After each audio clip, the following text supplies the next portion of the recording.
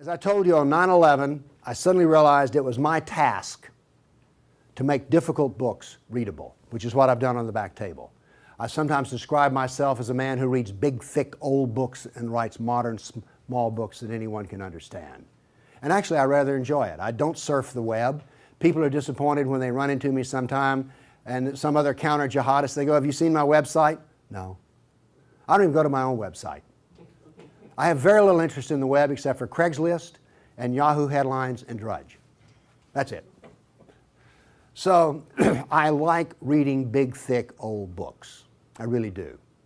But I thought when I got my books written, in which the Quran was easy to understand, here's Muhammad, easy to understand, all these books on Sharia and everything were easy to understand, I thought, we win.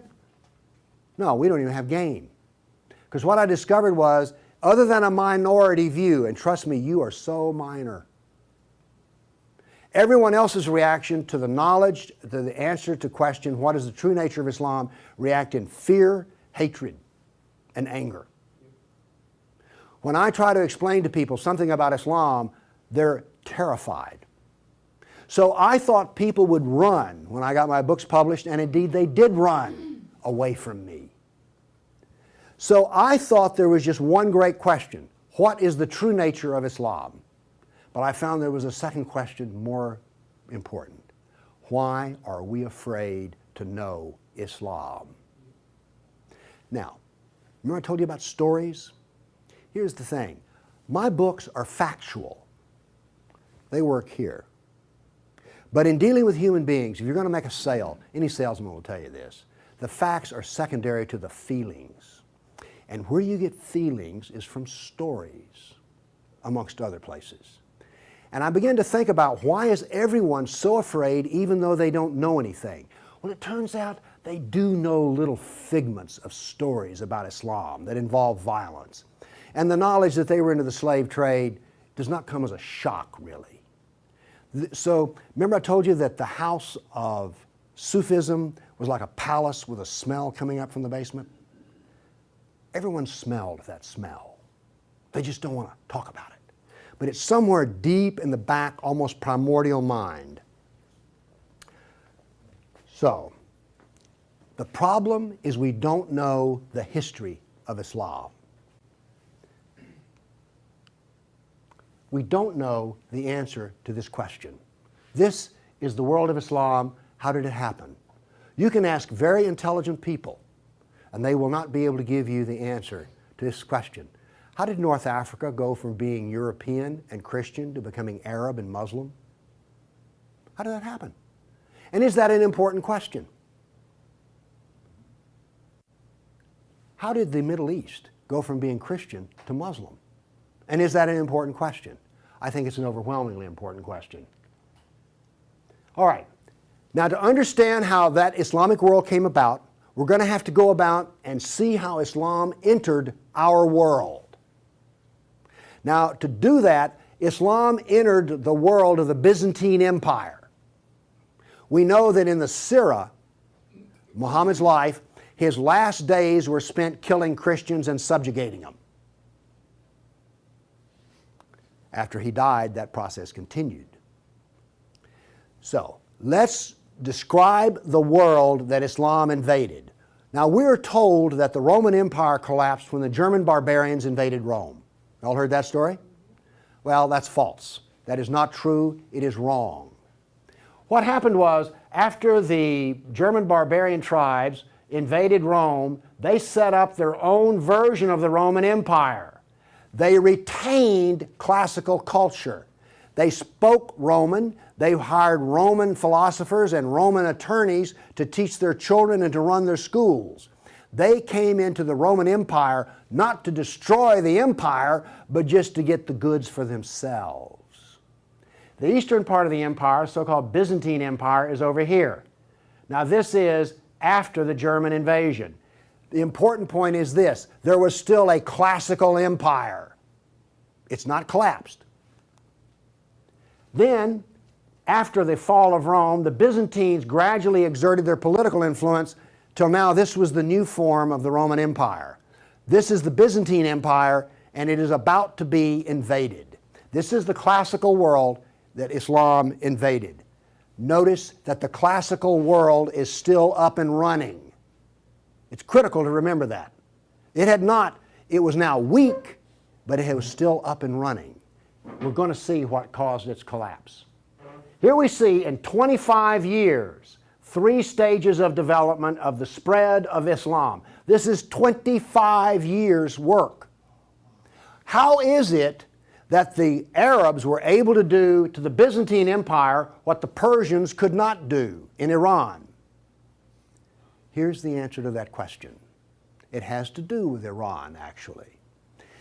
The Greeks and the Persians had been having wars since forever. All right? The 300 at Thermopylae, that was about the Persians. All right? Alexander the Great, he defeated the Persians. The Persians kept hammering on the Romans and then the Byzantines, and 25 years before Islam invaded, there was one massive last series of battles that left Persia weak and the Byzantine Empire very weak. Then comes along the Black Plague. 1 person in 3 dies. So the Byzantine Empire, when Islam invaded, had been weakened by a long war with Persia and the loss of 1/3 of its population. The economy had collapsed by 2/3. You think the Obama economy is bad? Try 2/3. So we had an empire that was weak, invaded by people with a mission. Now what's important here is these 3 different shades of green represent the different caliphs. This empire is beginning to build here came from people who could be described as the apostles of Muhammad. Why is it important to know that? They knew Muhammad. They held his hand. One of them, Ali, married his daughter. Abu Bakr was his father-in-law. These people are not just brothers in the religious sense, they're brothers in the family sense. They knew Muhammad like I know my wife. And what did they do? Did they go out preaching the Quran? No, they didn't. They picked up their swords, got on their camels and horses, and went out whacking Christians and Persians. That is, this is the true nature of Islam. Here you see it. This is the fruit on the tree. Massive destruction. Now notice something else that's happened here. Egypt is the breadbasket of the Mediterranean. Syria, the heart of the intellectual world of the classical empire.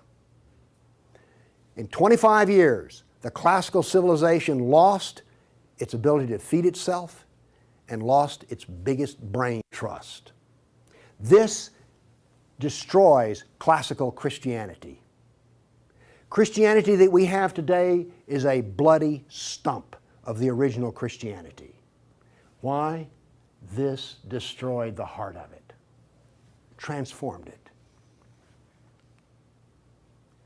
The first stage of the annihilation of classical empire, gone. The heart of it's gone. Okay. A century later, notice over here in Spain, 750 AD, Spain is already Muslim. This is rapid fire conquest. This is going to become very important because this happened as it were in the life of a nation overnight. This brutal assault is the key as to why we fear Islam. Now then, you're next going to see history that you've not heard before. I'm not a historian, but I am a scientist. And I can reason from data. I knew, once I read the story of Muhammad, that I had been fed a pack of lies about what caused the Dark Ages. Roman barbarians didn't cause the Dark Ages. First off, why would these barbarians were Germans? These are the same people who made Germany. You're telling me they were too stupid to learn how to do Roman law and stuff? Of course not. They were very intelligent people. They didn't cause the collapse. But that's the classical theory. If you go to Vanderbilt, that's what they'll teach you. Here we go with the data. There has recently been a lot of classical ancient works that have been translated and put into a database format so they can be accessed. There's been massive archaeological research under the ocean and at the edge of the Mediterranean. From this archaeological research, we're able to track history and economies. All right? That figure I gave you about how the economy collapsed, that came from the study of sunken vessels. Because if you're not buying much, if 1 in 10, let's say 1 in 10 ships is sunk, that figure's not that high, but whatever. If you see a lot of sunken ships, there was a lot of ships sailing around. When they go down, the economy goes down. So from this data, we know a lot. And this, in particular, the database of ancient documents, gives us 548 battles that Islam fought against the classical world. This is all new information. I've talked with people who consider themselves history buffs, and they go, well, let's see, battles of Islam against Europe. Let's see, we've got the invasion, we got Tours, we got the invasion of at Gibraltar, we've got Lepanto, Gates of Vienna, collapse of... Okay, that's 5. You talk to a historian, and those are the 5 battles they can scratch up. And I remind you, you can have all of these slides if you just send me an email for it.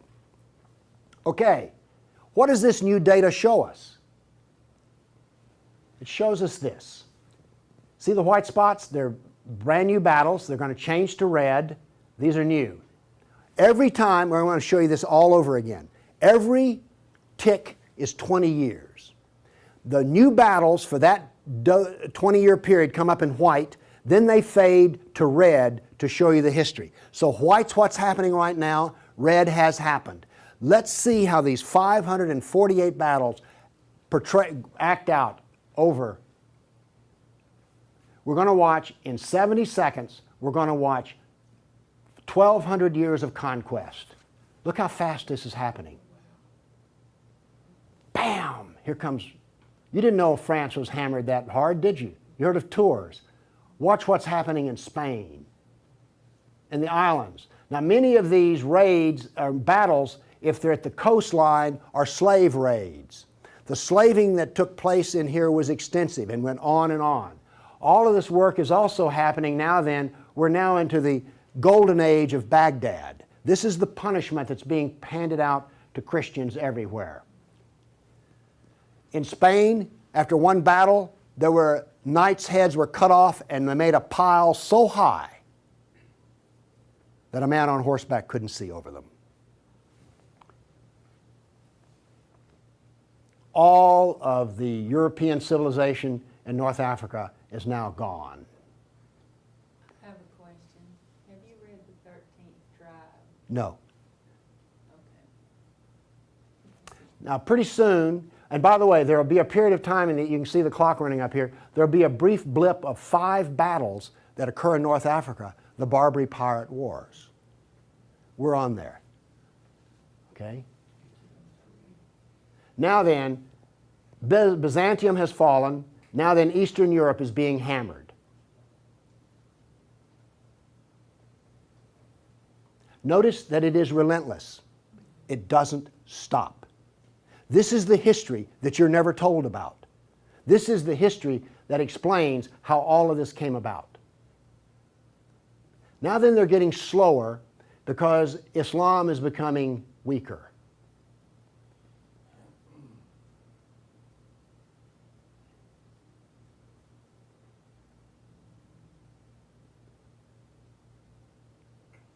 Why was it becoming weaker? Corruption. All empires collapse from the inside ultimately. Okay. I say that what caused the collapse of classical civilization was not the invading German barbarian tribes. I say that classical civilization was destroyed by Islam. Now comes the question, why do we not want to know that? We're going to answer that question. All right, now I want to give you the headlines. With all those little dots, basically what I've showed you is just quantity.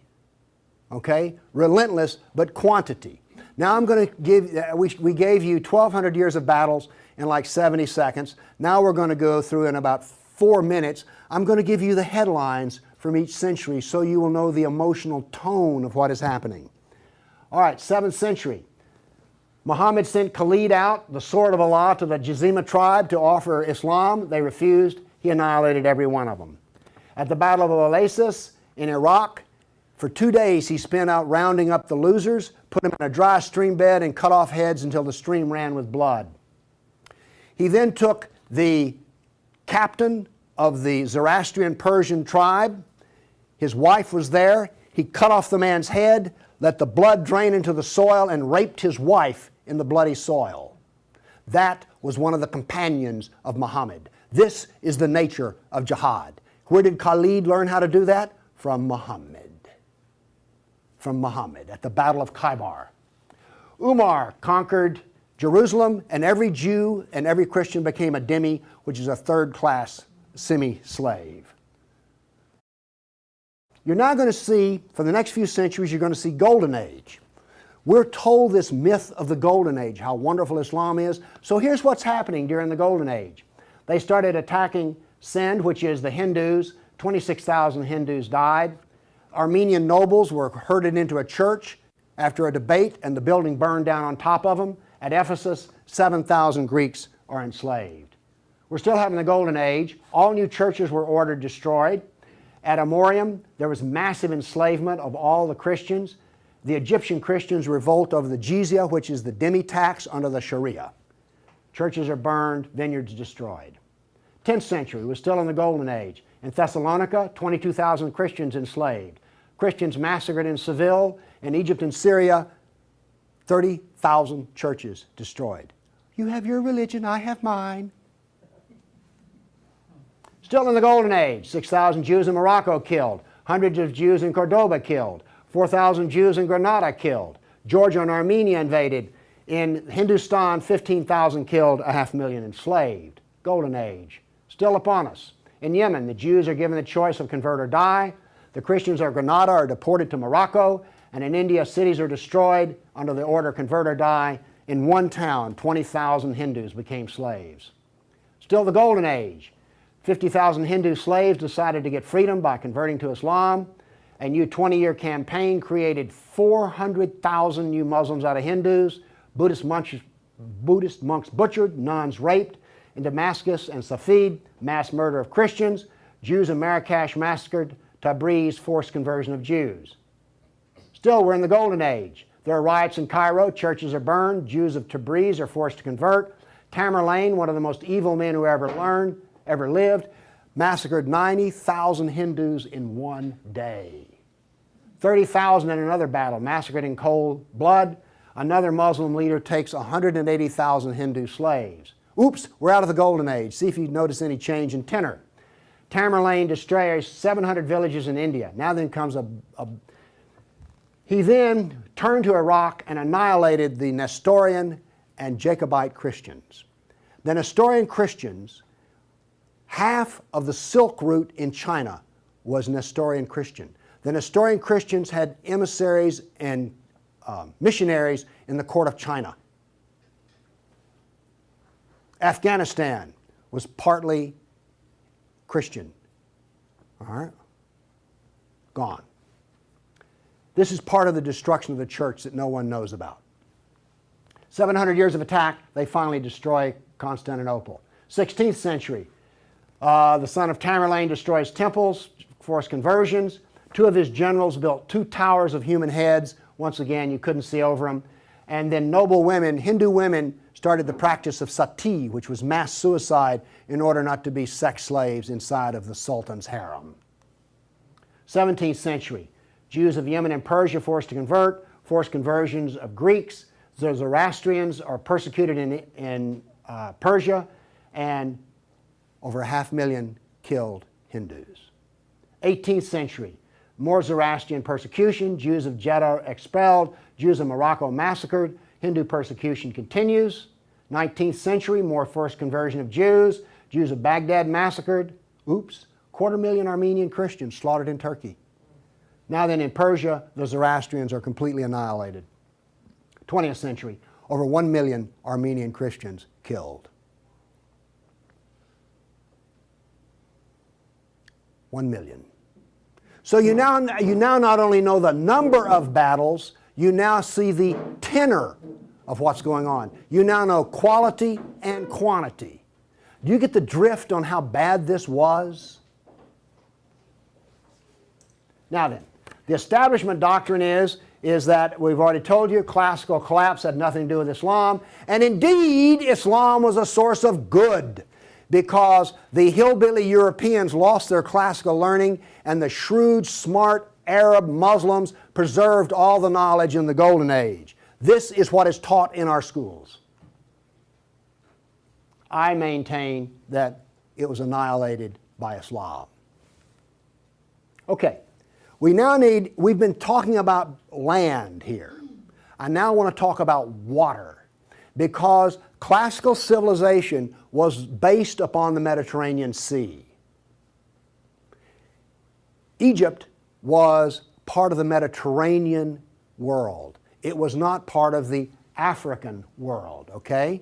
Because to go from Alexandria, Egypt to Nigeria was a lifetime.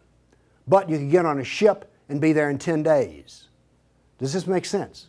It was cheap transportation. You could haul a ton of grain from Egypt to Rome as much as it cost 75 miles by ox cart.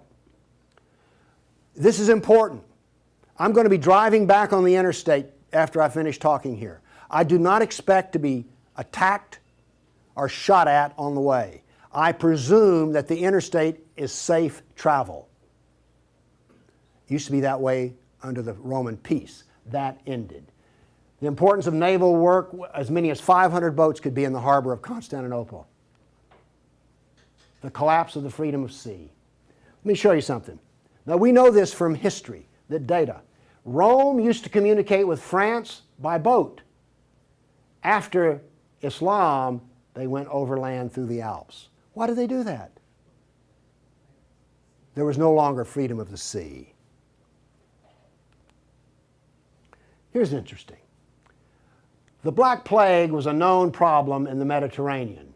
It used to take 4 months to get from here to Constantinople because there was sea trade back and forth. Well, that was eliminated. So now then, when there was an outbreak of the Black Plague, it went from harbor to harbor, all around here, and it took 4 years to get to here. Do you see the point I'm making? There was that little freedom of trade. As a merchant striking out to do business, you could wind up with your ship gone, your goods gone, and you're in chains, enslaved. By the way, this cuts down a lot on commerce. A brag. The Christians couldn't float a plank on the inland sea. What did this do? It isolated Europe and impoverished Europe. So, you know the business of the Barbary pirates? You know the business of the Somali pirates? Same. It is Sunnah. It is Sunnah, the way of Muhammad. There's a famous hadith which is repeated endlessly in which Muhammad awakes in a dream and he sees his jihadists sailing the inland sea. Islam always practices, where possible, economic warfare. Muhammad attacked caravans. What was attacked in New York? Ooh, Trade Center.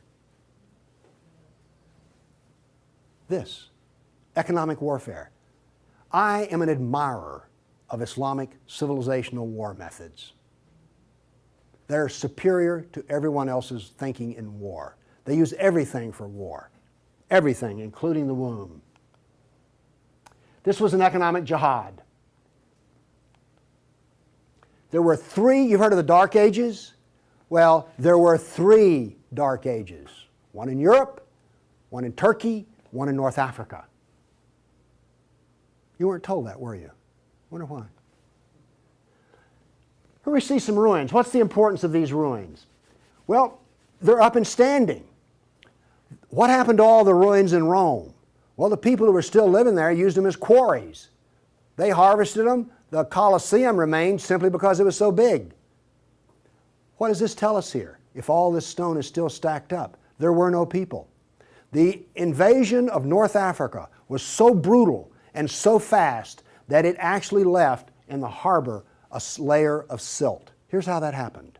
North Africa used to be farmland, irrigated farmland.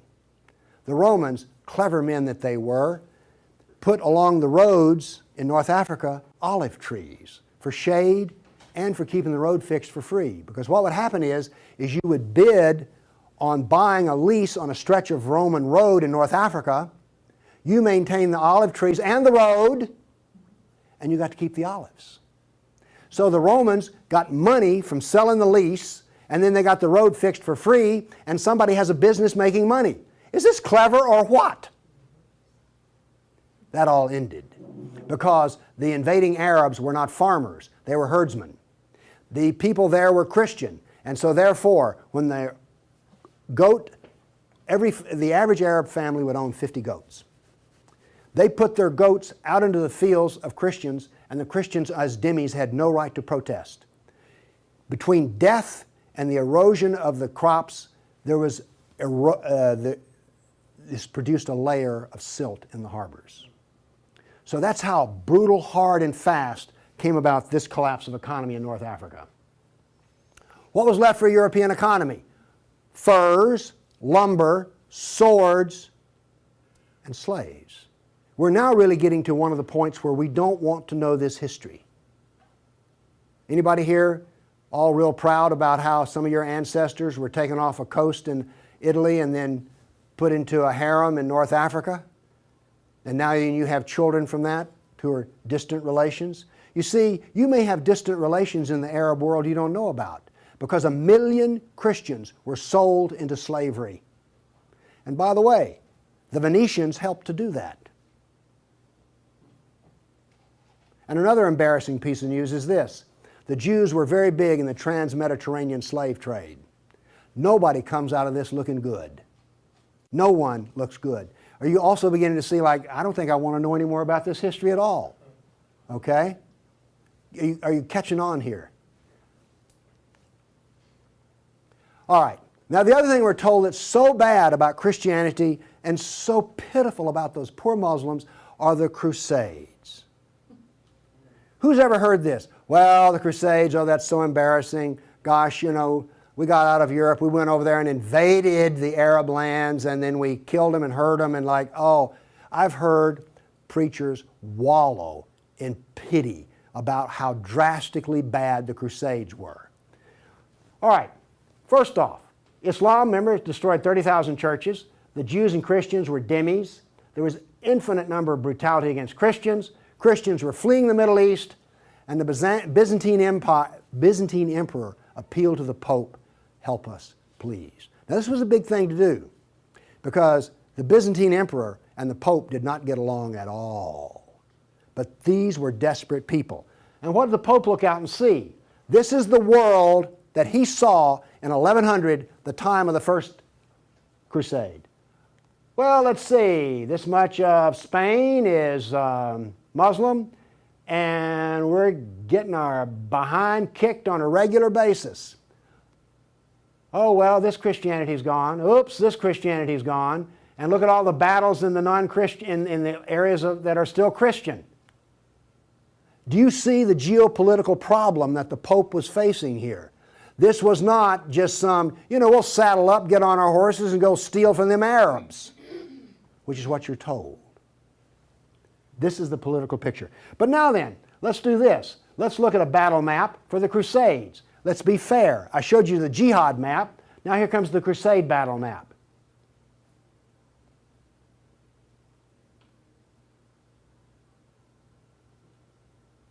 We're almost done. That's it. Now we're told that the Crusades are the moral equivalent of jihad, and therefore we need to be ashamed and whine and cry. All right, the Crusades were defensive, lasted 300 years, and the last one was over 800 years ago. All the jihad was offensive, lasted 1,400 years, and it's happening right now. In all probability, some Christian is being slaughtered in Nigeria today. Now, Is this moral equivalence?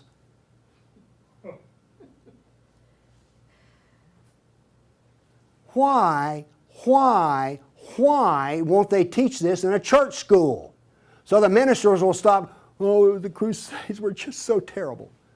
No, the Crusades were one of the few times the church put steel in its spine. And then we apologize for it. Now then, let's go to the great benefits of Islam. We're told about two different golden ages. We're told about Andalus, the wonderful empire in Spain, in which there was multicultural peace, and Jew and Christian and Muslim all lived together in a golden age in Europe. You ever heard that? Well, here we go. This is the battle map of the golden age in Andalus. Now, while all this is going on, orders for slaves are being filled. The first slave order out of Spain was the Caliph ordered up 3,000 blonde virgins. They were shipped out of Spain. Battles are going on in which Christian knights die, but notice something here. The Christians won't quit fighting. This is going to take 700 years, and there's going to be nearly 150 battles fought. Where was this caliph located? There was more than one caliph at the time. This was a caliph in North Africa. Okay. Now then, looking at this, do you understand why when Isabel and Ferdinand were finally in full power, they told every Muslim in Spain to get out of here? They drove everyone out. Okay, my question for you is this. Was Andalus a multicultural golden age or a reign of terror? I claim it was a reign of terror, and it was not a golden age at all. And yes, there were a few people who had it good. The elites had it good. There were some rich Jews and rich Christians that had it good. Also, otherwise, there was constant war, slavery, and Christians had to wear robes so you could tell a Christian from a block away. And a Christian couldn't carry a sword, and they paid special taxes. And then we come to the question, why are we told this story? Now we have the Baghdad Golden Age. Here we go. This is all the battles that are fought during the period of the Golden Age in Baghdad. Now, not only are they as busy as they can be killing Christians, but they're also busy establishing the Sharia doctrine. They're also busy establishing the Hadith doctrine. And they're also busy in doing things like slave trading. You know all those exotic photo pictures you've seen of the harem? They're sort of pre-Playboy sexy, beautiful women in gauzy outfits. All of those women were Christians. Less romantic sounding, isn't it? The other thing that's happening in Baghdad is this. A new philosophy is being generated in which there is no cause and no effect. This turns out to paralyze the mind. Okay, those were all the battles that were fought during the mythical Golden Age. Okay. During the Golden Age, Christians and Jews were dhimmis, Christians were sex slaves. Here's one that gets me. During this Baghdad Golden Age, they evolved a philosophy in which there were no laws of nature and there was no cause and effect. I'm a scientist. We work off of two laws, the law of contradiction, does the data contradict the data, and the law of cause and effect. I've just explained to you why out of their Golden Age, why you don't find Muslims getting Nobel Prizes in science. You cannot be a scientist and not believe in cause and effect. You just can't. Won't work. Now then, the Christians did all of the vaunted translation of the Golden Age text, and get this. We're told that this was such a great peak of learning, they destroyed 90% of the books. And we're told that the remaining 10% they preserved is like, oh, this was the Golden Age. Oh, we live in eternal gratitude to the Muslims. If they had come along, we'd have had 100% of them. Presented with a library in India, the largest library in the world was a Buddhist library in Nalanda. They came to him and reported the existence after they had conquered, and they said, "What shall we do with the library?" The order from the general was this: if it contains any information that is in the Quran, we already have it, burn it. And if it contains any information that is not in the Quran, it is false, burn it. The same was done with most all of the libraries. And why are we told this was some wonderful golden age that preserved knowledge for us? Ottoman Empire, 1683. The reason I have this up here, Islam in Europe. That's the world today. I've now explained to you how this world came about. It came about through relentless, brutal persecution of everyone who was not a Muslim. Now then, let's change to modern times. All of that work stops in 1922. This works off a database of 19,000 jihad attacks since 9/11. There are things like this. I know the date, the country, the city, how many are killed, how many injured, and a description. Now, when you present a guy like me with 19,000 pieces of data, I start asking questions. How do we make this make sense? So let's make it make sense. By the way, you did hear all about these 19,000 attacks in the Tennessean and the local newspaper, didn't you? You did hear about this. It was on the nightly news. We've heard about Fort Hood. Oh, the workplace incident. Oh yeah, I got that. All right. Anyway, moving along here. This, by the way, is where all these took place. I just think that's interesting. And you'll notice something. This is the Islamic world, and it all centers around it. But notice how much is happening in Europe. Okay. I take the data and I parse it and I divide it. I use Islamic doctrine to analyze this data. What does Islam insist on? Well, in my first lecture, I told you they're fixated on the kafir, right? So I use the kafir to analyze this data from an Islamic standpoint. See, I'm the ultimate multiculturalist. No, really. I'm the only person you've ever met who analyzes Islam on the basis of Islam. Here we go. Here we have, in the last 10 years, the total number of attacks. In the green, we have Muslim on Muslim violence. You mean a Muslim will kill a Muslim? Really? They're doing it in Syria as we speak, right? Remember Iran, Iraq? Okay. Then we have the only one I care about. I mean, my motto here is sell weapons and intelligence to the loser. I'm very serious. You think I'm joking. I know. Okay, here's our story right here. Stays pretty level. That's interesting. By the way, there's hardly a day in which there's not a jihad attack. Modern jihad is relentless, just like classical. Oh, by the way, one of the things this curve proves right here, Islam is bad for Kafirs, Islam is bad for Muslims. Islam is bad for Muslim and non-Muslim. That's what this data shows us. You want to argue with that? Okay, modern jihad is relentless. But what did we see in the other battle map? It was relentless. There are two types of jihad, against the kafir and against Muslim. You see, every time they kill a Muslim, the reason in Syria they're killing other Muslims, they're not real Muslims. Okay? Now then, we've introduced, however, a new phenomena. The mom and pop non-state jihadi shop. Okay? All of those battles up to 1922 were out of the caliph. Okay? We now have non-state jihad. That is all that is different. Okay, jihad attacks per year. I just chose the top 4 nations. But this doesn't really give us what we want because Israel's teeny weeny and India's great big, so let's do this on per capita.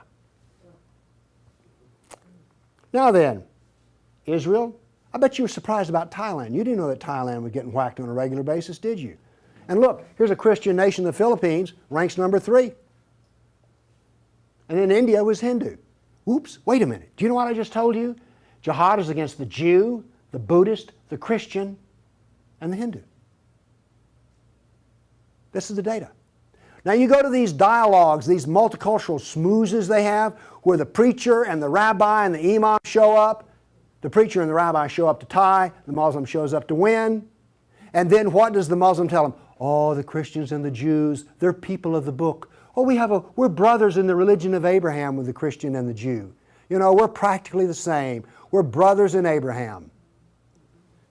How's that stuff work out? Well, here's one of your people of the book. Here's another people of the book. Turns out they'll kill a Jew, a Buddhist, a Christian, or a Hindu just as fast as they will another. So much for being brothers in the religion of Abraham. The data does not support the theory. Therefore, the theory is wrong. There is no brotherhood of Abraham except in the minds of people who occupy pulpits. The jihad is against the Jew, the Buddhist, the Christian, the Hindu, and the secularists, by the way. The secularists are the worst of all. Well, maybe worse than the Hindu. It gets hard to know, you know, I mean, really. It's against all kafirs. That's who the jihad is against. The religion of peace. Here we go. 548 battles, 19,000 jihad attacks. In 12 decades, in 1,400 years that are jihad-free. Therefore, Islam is 91% violence and 9% peace. So George Bush was 9% right when he declared religion of peace. Constant violence is why? There's a doctrine. The doctrine of jihad is found in the Sirah, the Quran, and the Hadith. We've already been over this. They don't like kafirs. We have a whole doctrine of jihad within the text. Islam was only successful through jihad. Therefore, we have a doctrine which produces jihad, and it produces this effect of the collapse of civilizations. Here you go. Tears of jihad. 270 million dead over 1,400 years. Read them and weep. Read them and weep. The doctrine drives history. History shows the true nature of political Islam. Political Islam is the enemy of all Kafir nations. There's an intellectual history. In 1,400 years, I've read a lot of old documents. They never talk about the Muslim. They talk about the Arab, the Turk, the Moor, Al-Qaeda, Asian, and it's always been by specialists. And today, all the established specialists are apologists for Islam. Why was the Quran code not cracked recently? How come we don't teach Muhammad? And why is the Golden Age propaganda taught? Why do we remain ignorant and keep suffering? I maintain there's a reason for this. I maintain that this constant brutality over the centuries has produced in the Western mind the equivalent of the abused dog, the beaten wife, and the raped child. We do not think correctly. Everybody's seen the beaten dog that when you approach it? That is the Western mind. We deny the attacks. How much jihad is ever reported? The churches will not even admit that a Christian suffers anywhere. Fear. Muhammad used fear. Any public critic of Islam has a certain fear element there. Guilt. Oh, we haven't treated Islam right. If we treated him better, everything would be good. We don't teach the history. We humiliated. Who here is going to go home and brag about how your ancestors were slaves, how your history was annihilated, and that all we teach is the lie of the Golden Age? Have you not noticed since 9/11 how bitter and angry politics has gotten? The reason is we're not allowed to get angry at the enemy, so we get cranky with each other. We're powerless. Anybody want to debate about this? The abuser. Muslims will not admit they sold a single slave or ever killed a person.